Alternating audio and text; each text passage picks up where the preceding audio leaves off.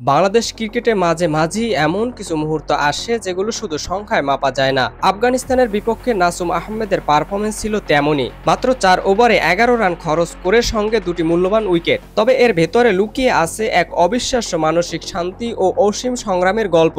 প্রথম ওভারেই wicket medal তুলে নিয়ে প্রতিপক্ষকে চাপের মধ্যে ঠেলে দেন তিনি। পাওয়ার প্লেতে আরও ২ ওভারে দেন মাত্র ৭ রান। আফগানিস্তানের ব্যাটিং লাইন আপ তখন যেন বাঘের খাঁচায় আটকে পড়া হরিণ। আঙ্গুলের চোট পাওয়ার পরও হাল ছাড়েননি নাসুম, বরং শেষ ওভারে ফিরে এসে মাত্র ৪ রান দেন এবং একটি রান আউট উপহার দেন দলকে।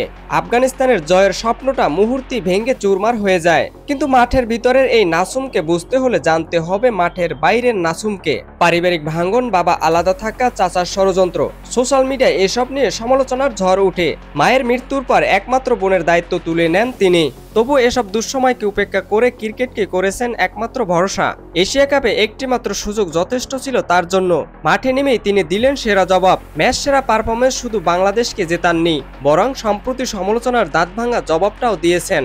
নাসুমের গল্পটা আমাদেরকে মনে করিয়ে দেয়, বাংলাদেশ দলে এখনও অনেক খেলোয়াড় আছে যারা নীরবে দলকে খাদের কিনারায় থেকে টেনে তোলেন। তিনি শুধু একজন স্পিনারই নন, বরং বাংলাদেশ ক্রিকেটের এক নীরব যোদ্ধা।